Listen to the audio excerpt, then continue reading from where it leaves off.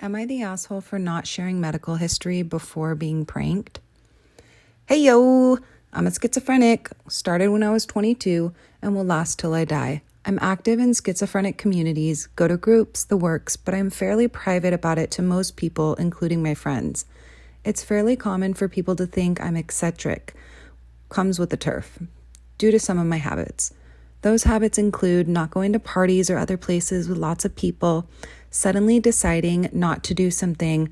I have to be protective not to do or to go to certain things if I think a delusion might be coming on.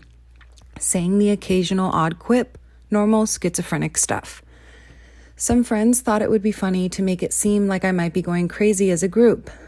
They would individually wear something silly like a wizard hat or dinosaur costume. You know, that T-Rex blow-up costume? To a group event, or say something totally out of the ordinary and pretend like it was normal. Police like to track people like you. COVID is a way to just microchip you, etc. These are very real, scary thoughts to me. I would ask members of the group if they had heard concerns about these conspiracies or weird garb from the other members, but they all acted like they had hung out with that particular member that day and I hadn't been involved. I was really, really scared that this could have been a massive delusion morphing into a full psychosis, so I preemptively checked myself into a hospital to stop myself from potentially hurting myself or diving further into the rabbit hole, common in schizophrenic community. I was so scared my medication stopped working. No one heard from me for a few days while I was in the hospital, and when I checked out, I confided in one of them about what had happened. I got a really long apology explaining what had happened, and I blew up at them. I have ignored attempts from the others trying to apologize and have no desire to talk with them again. Am I the asshole for not previously stating that I'm a schizophrenic? Edit. People have been asking to post the length of the prank. It was about 3 weeks. Edit number 2. Thank you for the awards and stuff, but I really want to highlight some of the messages I have gotten. I'm at around 150 messages and counting, and I'm trying to respond to the ones where I can hopefully offer insight. Resources that I find helpful: subreddit schizophrenia. For groups, just Google schizophrenia support groups in your area. Something will pop up, and when you actually get there, someone will have a further list. You get what you put into the groups.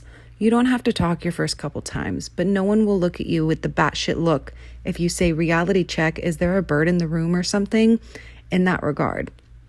That did happen once. Am I the asshole for punishing my son after he said something racist? About a week ago, my family ordered Chinese food for delivery. When the delivery driver came to the door, my daughter, 16 female, was taking the cat upstairs to put in her room because he always tries to eat the food. My son, 13 male, loudly says, "Make sure to hide the cat from the Chinese guy," as I am at the door getting the food from the Chinese delivery driver. He very obviously heard what my son said and was upset by it. I quickly apologized and took the food. I told my son that racist jokes were completely unacceptable and very wrong, and he refused to admit that he was in the wrong. So later that night, I forced my son to write a sincere apology to the delivery driver. His name was on the receipt, as well as write a 1-page paper on Chinese culture and a 1-page paper on why racism is perpetuated by racist jokes and stereotypes. Then the next day, I took him to the restaurant and had him read his apology aloud to the delivery driver, as well as give him the papers he wrote. The driver was very appreciative of the apology and thanked me for making my son do it. He then told my son about multiple instances where he had faced racist comments and attacks from people while he was a delivery driver. That night, my husband, 43 male, and I got into an argument about me making our son do this. He told me that it was embarrassing for our son to have to do this apology and that the punishment didn't fit the crime. I told him that it was much more embarrassing for the driver to have to face that kind of racism and racist stereotypes, and that our son would get over the embarrassment. I do not condone any kind of hateful thinking in my house, and the fact that my son said that embarrassed me as well. My husband told me that it was just a joke and it wasn't that big of a deal. I feel like I might have overreacted some, but I think it's important to help my son understand how what he said was wrong and hurtful. I finished the story early, so I'm going to read some of the upvoted comments.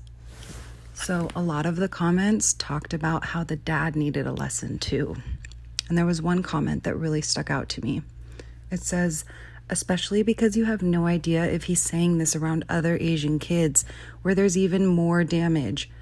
I remember all the racism I faced in school, that I had tiny eyes, or I ate dogs, or Chinese people were barbaric and always drowning their girl babies. I'm a girl and my parents didn't drown me. But I left a lasting impression and often wished I was white so I could be normal. But if we fight back, we're too sensitive.